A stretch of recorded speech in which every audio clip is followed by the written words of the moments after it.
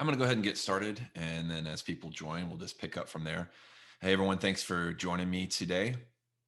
I'm Rick Holland. I'm the Chief Information Security Officer for Digital Shadows. And I'm going to talk to you about cybercrime today.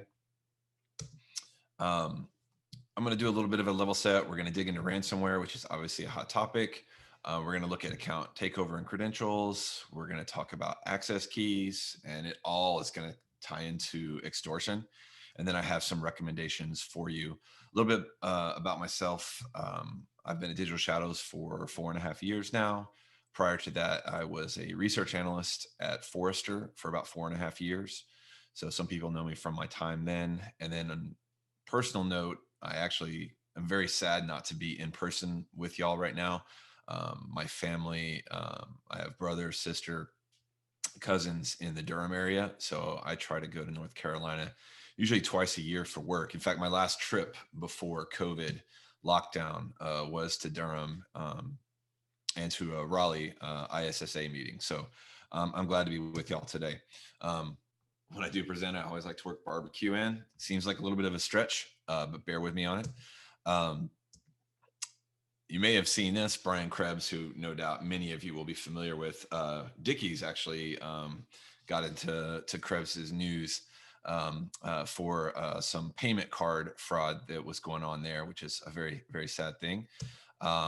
This is actually a listing from a market called Empire, which I'm going to talk about a little bit on gift cards. You see a lot of gift card fraud for any type of retailer. Um, I have to show pork from my own barbecue uh, recipe playbook, I guess, because I'm talking to folks from North Carolina. So these are a couple things that I just did in the past month. I was going to highlight one is jalapeno poppers. So we got a little bit of goat cheese, um, cream cheese, stuffed with pulled pork, wrapped in bacon, cooked for 2 hours at 250 degrees. It was amazing. The middle one is something I just did for the first time a couple months ago, but I did pork belly braids. So you braid the pork belly. It looks really, really cool. Highly recommended if you're into barbecue and you want to have a cool presentation for friends that are coming over. Highly recommend that. And you can see on the right, that's the finished product of a pork belly braid. And so it's just really, really good. You've got the crunch, you've got the tenderness. Highly recommend it. But let's skip on from barbecue and barbecue fraud and just do a quick level set. If you talk to anybody that is, sorry, I'm going to pop up the Q&A just so I can see. Oh, question is, what do you cook on? So I have multiple. I actually have three things. First one I got was a pit barrel cooker. So it's an upright barrel smoker. Doesn't maintain heat really well, but it's excellent for chicken, ribs, things that hang down. Second thing I got was a Primo XL. So similar to the Green Egg, a Kamado cooker. And then I also have a Mac grill. And a Mac is like a Traeger. It's a pellet cooker. So those are the three that I work with. The pellets definitely save your life when you're doing pork butts and brisket. For those of us that are busy and don't have time to spend half a day or almost a whole day tending to the meat. So yeah, thanks for the question on that one, Tom. So surface web, deep web, if you've talked to any vendors, even law enforcement that talk about cyber criminals, you'll always see these slides. And I call it the derp web. I used to get derp webbed to death when I was a research analyst at Forrester. Sorry, I want to minimize the Q&A window real quick. So whenever I do that, my head explodes. I'm so beat down by it. In fact, I really push our marketing team not to ever talk about it. Also, the hacker hoodie pictures, I like to throw in as a joke because you guys have all seen the absolute terrible hackers on keyboards and stuff like that. So that also makes my head explode. What I like to talk about is cyber criminal underground, and it doesn't matter where they're operating. Open web, deep web, surface web, dark web, derp web. Let's just refer to it as a cyber criminal underground because they don't have to go especially if you're working in Russia, you don't have to go on onion sites and things like that. You can be in the regular web. I wanted to highlight someone that you guys may be familiar with. Many of you who follow cybercrime markets have heard of the Silk Road. It's probably like the main English language one historically. Then you had Alphabay. And this guy here is actually the most infamous graduate from my university, which is the University of Texas at Dallas. It's a pretty cool story on him. Won't get into it now, but they arrested him in San Francisco in a pretty cool way in a library when they got him. Here's another fun one that I always like to do. This guy was a drug seller, but he flew in into the United States for a competition in Austin, World Beer Growing Championship. And he got arrested coming into the country for this. Now, he did have a pretty strong beard game. Oxy Monster is what he went with on a now defunct market called Dream. More recently, we have the Dark Overlord. Now, Dark Overlord is a threat actor group. It's been prolific. You've seen a lot of the extortion stuff, and we're going to talk about that today. But the Dark Overlord as a group has been doing extortion for 4 or 5 years, and they've targeted hundreds of groups out there. And we just had this particular British gentleman indicted just in the past several months. Something else on the cybercrime scene, right? You've seen the law enforcement take people down, arrest people. Well, then you also have the no honor among thieves. And this happens all the time, these exit scams. So Empires was a follow-up. There was Silk Road, then there was Alpha Bay, and then Empire was probably the largest English language market on the scene. You put money into the market when you're going to buy things, the admins hold that money, and basically all the money they were holding, they disappeared with, call it an exit scam. So Empire market went down. But if you got the Jurassic Park fans in the audience, cybercrime always finds a way. And that's what we're going to talk about today, ransomware, to start off with. Actually, ransomware is going to be a theme throughout. Ransomware has been going crazy. You would have to have your head really in the sand not to be up on everything that's going on with ransomware right now. Just a few of the headlines, not a fun thing. I'm pretty certain that there's people listening now that have had to deal with ransomware, unfortunately.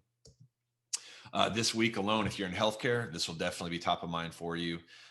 We actually had an alert from CISA that went out on Wednesday night, I believe it was, on ransomware targeting the healthcare and public sector.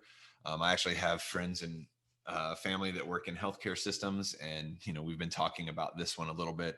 The healthcare workers are well aware of this, but reUke is a quite common malware that's involved in this, and delivered via TrickBot typically. This, and I'll give you the link for this at the end in my recommendations, but been in the news.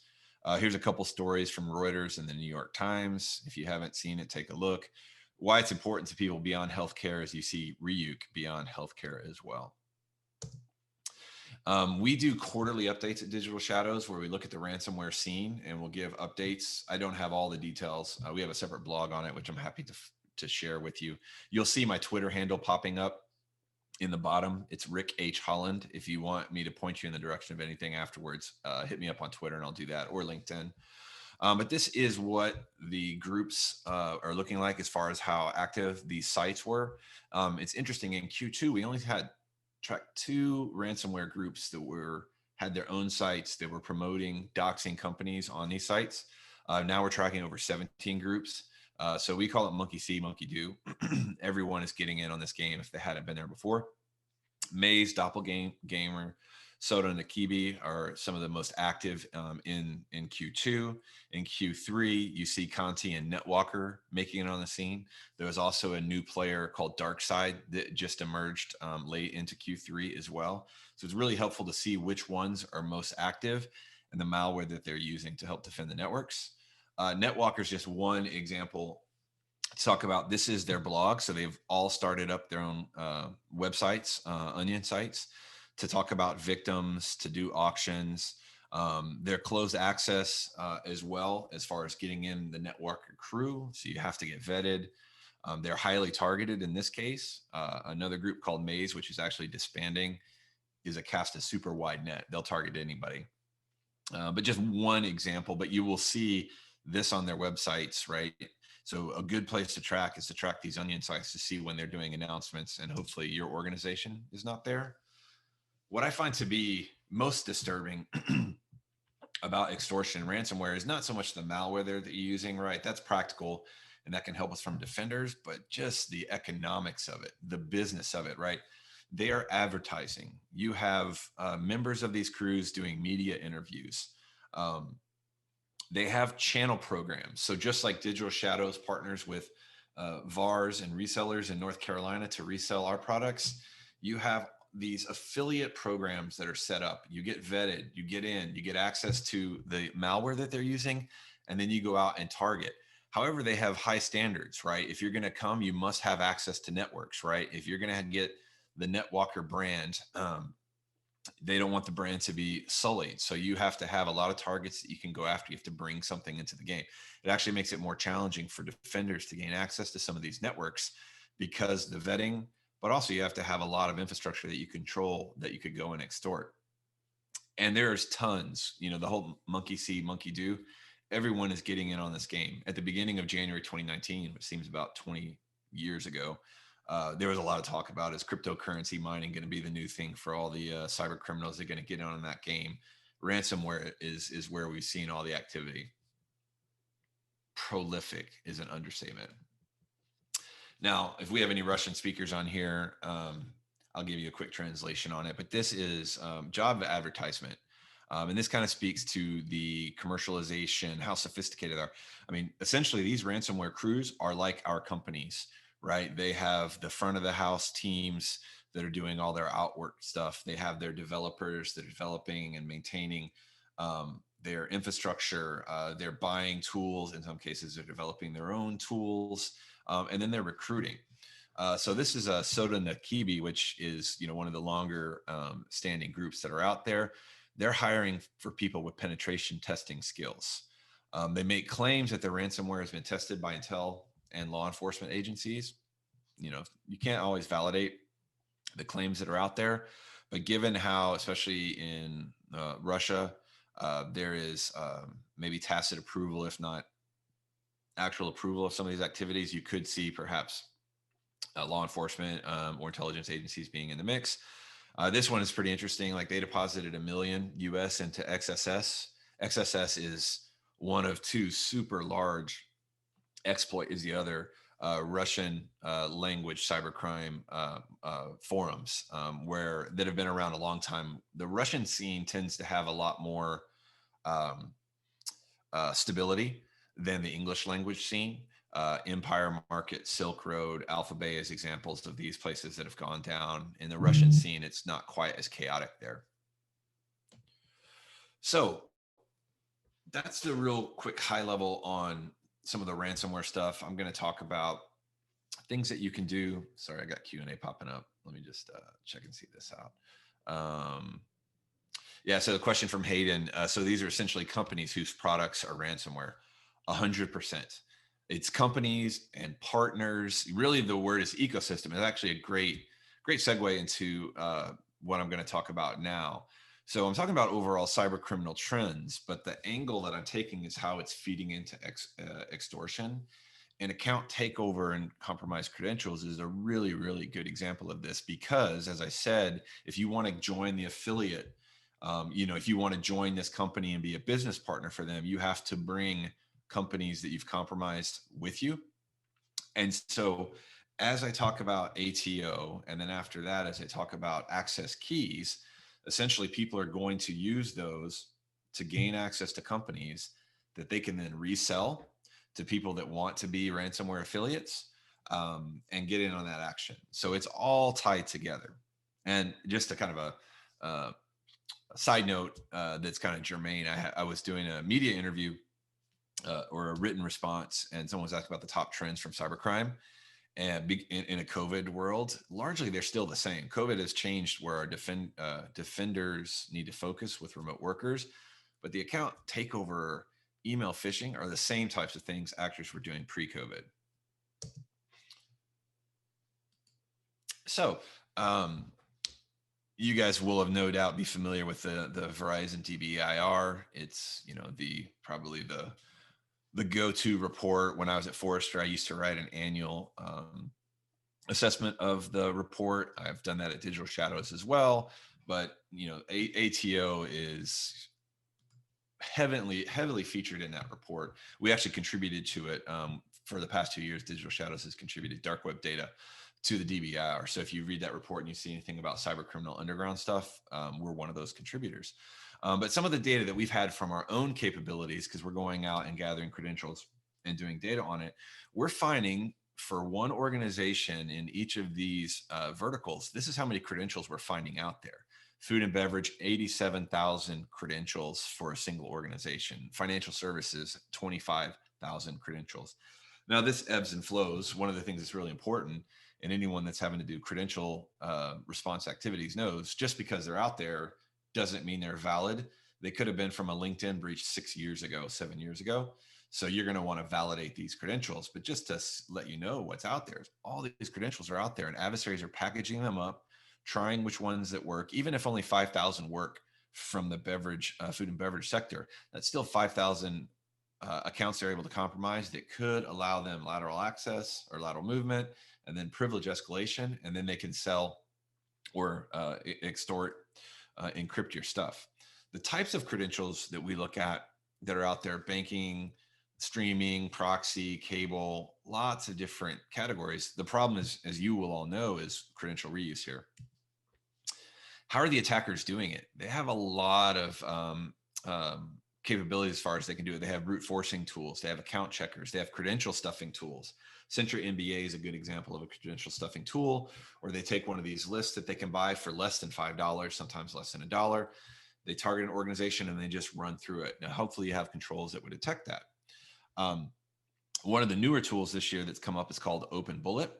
But one of the things that you can do on these tools is you can actually get their configs, and their configs will tell you the organizations that they're targeting. So you can go out there and find these configs and say, hey, I want to give you a config that I'm going to target these banking sectors. And then it'll have basically a playbook.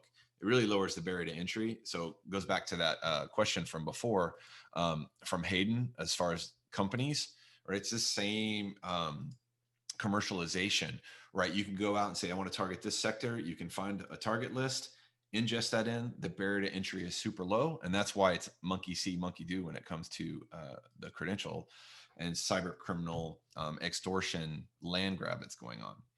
What you will then see up happening is that people gain access and they start selling access. Now, these, me as a CISO, these are the ones that would super scare me here. Domain access, domain admin, right? Domain admin. So these are the ones that are super crazy and super worrisome.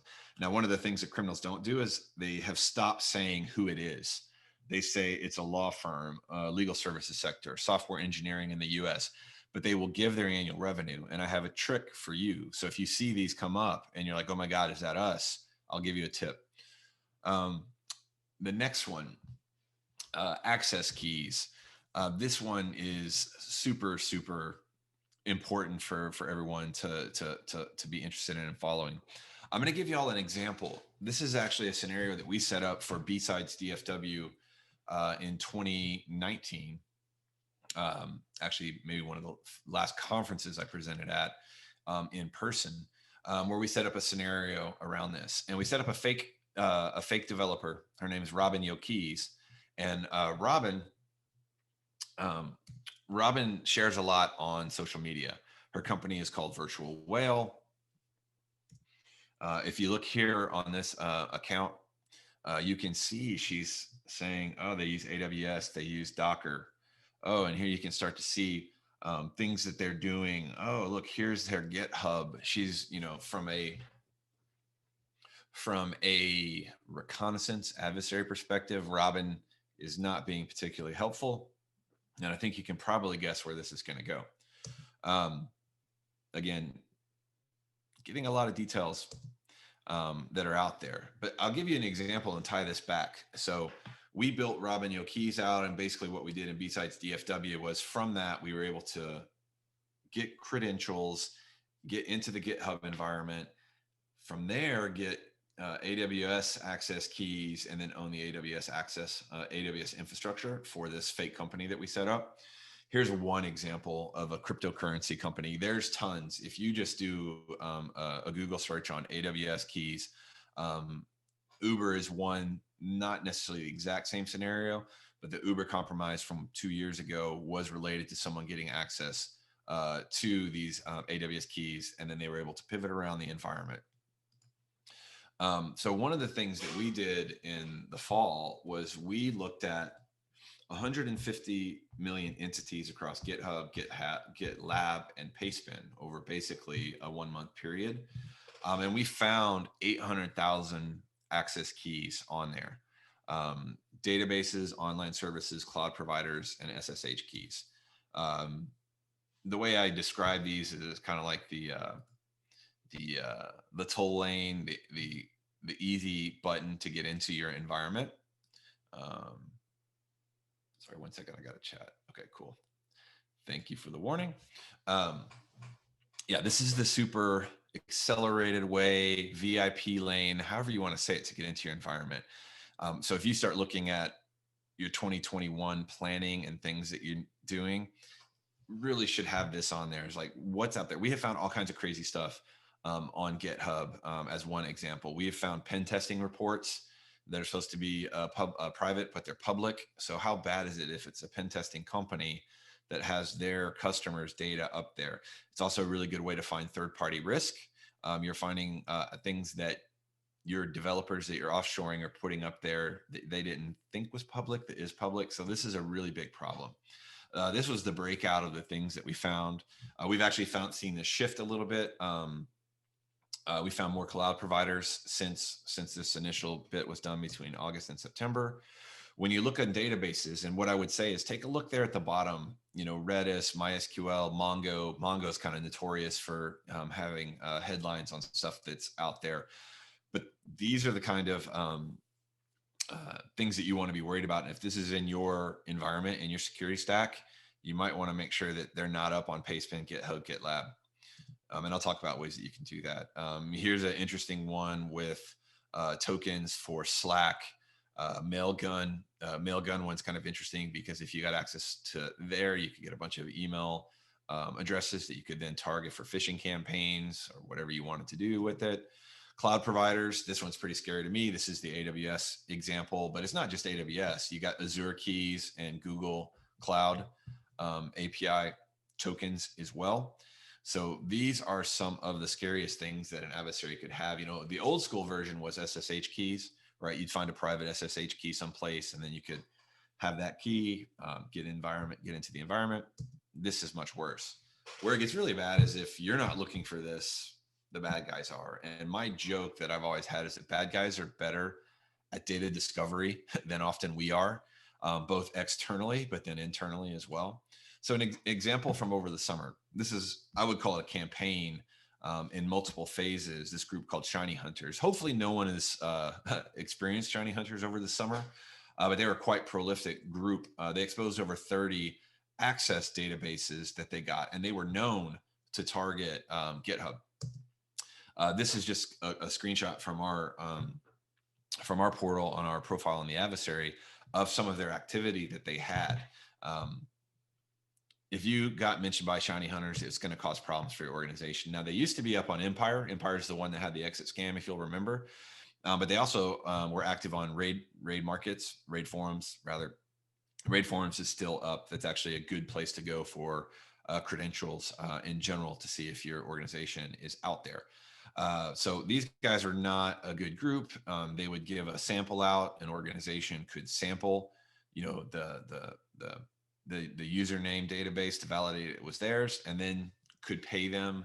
And we'd seen companies that were paying stuff out. It could be $5,000 for a credential dump that they wanted to at least get and then be able to validate completely and then start their incident response and notification process. Here they are on raid forums. And then here's where it kind of ties back to some of the broader things in the extortion, right? Now they're selling access. I had the examples of the domain admin accounts. Here's one where it's the domain controller. We've been able to see where adversaries will have like the proof of life, if you will. And it's a screenshot of an Active Directory structure and everything they have access to in there. Here you'll see, again, they're not saying exactly who the company is. 30 million revenue, U.S. logistics company. Here's a water district that they're selling access to, a domain admin account. But again, all of this is fueling the extortion and ransomware game. So let me give you some recommendations on things that you can do. This will all be free stuff. Obviously, Digital Shadows can help you out here, but this is all stuff that you can do on your own. And it's not a comprehensive list. It's just going to be a few things, but then you can start Googling and grow and take on more stuff. One, and I tweeted this out on Wednesday night, you can see this, but this is the CISA notification. One of the trends that we've seen over the past, let's say 3 or 4 months, is law enforcement, um, both in the US, and you're also seeing it with the National Crime Agency in the UK. They're doing a lot more notifications. And one of the nice things that they're doing is lining up with MITRE ATT&CK. And I'm sure many of you will have used MITRE ATT&CK to with great success. So it's super helpful and practical in what you can do to be prepared for, responding to, preventing as best you can these ransomware attacks. One of the things that I like about MITRE ATT&CK, many of you will be familiar with the pyramid of pain. We have a podcast, and I'll have the link for it in a little bit, called Shadow Talk. And we had the creator of the pyramid of pain, David Bianco, on last month. And the pyramid of pain, if you're familiar with it, at the very top of it, it says TTPs, but it was always kind of vague as far as how do you make the adversary's life harder by understanding their TTPs. MITRE ATT&CK now does that for you. So you can look and say, oh, these are the types. This is the way this threat actor group does account takeover. Oh, okay, we need to be doing multi-factor authentication and other things in more detail. So highly recommend that you subscribe. And they have a lot of different ways. And that tweet that I had will tell you how to do that. Like I say, it seems like we're getting in the past 2 weeks, 3 or 4 of these that are coming out. So they're super helpful. Another one is just tracking the vulnerabilities that the extortion crews are going after. A lot of times, again, the criminals, and this goes back again to the comment from Hayden about these are actually companies, right? Companies operate and they want to have generate as much profit and have as little cost as possible. So they're going to go after known vulnerabilities. Why do I want to have my engineering team spend all this time deving and creating 0 days when I can just go after this Oracle WebLogic server vulnerability, right? So if you can track the types of vulnerabilities that these extortion crews are going after, you can make sure, right? And, I have to do vulnerability management just like all of y'all do, right? And it's like the hamster wheel. Help me with prioritization. I would definitely be prioritizing the vulnerabilities that these ransomware crews are going after. So this is not an inclusive list. There's other ones out there, but you definitely want to follow that. And that is something that we can help you with. But you can also get stuff there open source as well. Checking for compromised credentials. Now here, have I been pwned? I hope that a lot of you are using this. If not, use it in your personal life for sure. But have I been pwned? You don't have all of the capabilities that you could have from a commercial provider, but you can put domains in. You can at least see what's out there. You can't see what the passwords actually are, but this is an easy way to get into the game, especially if you're trying to build budget. All this stuff can help you understand the risk and the exposure. And then if you thought you actually needed to invest in a commercial company, you could do that. But your first step should always be free. I know that's what my first step is when I'm looking at stuff. GitHub. So there's actually always new ones popping up. But when we did our capture the flag exercise at B-Sides DFW, there was a couple that we recommended. Trufflehog was one of them. Another one called Shgit. There's other ones that have come out there now, but they will help you monitor. And you can see the commits that are out there, what's in the commits. Again, you can do this for free on your own. And then if you have scale problems, there's a joke a friend of mine made that, open source things are free as in puppies. I actually have a puppy. I'm lucky right now. We got a pandemic puppy. She's being quiet. But there's nothing free about a puppy or a dog that someone's gifted you. Lots of work involved. But again, you got to start someplace. And when you don't have budget, free is a good place to start. Yes, this is a good one. So remember when I said the attackers are saying, hey, it's a Fortune 100 company, this much revenue, this vertical. You can actually use Zoom Info. So if you get the, oh my God, we just heard that we're in our sector, or someone that sounds like us has been out there, know what your Zoom Info list looks like for your company, because this is what the adversaries are using for theirs. So if you find a match, then you should start to get worried a little bit more, and then take some next steps there. So final thing from me is, if you want to learn more, and this is not vendor pitch stuff, we have a weekly podcast that we do. This is the one that I was on from last week, and you can see the topics, right? We talked about sandworm. We actually talked about dark Overlord indictment that I mentioned earlier in the slides.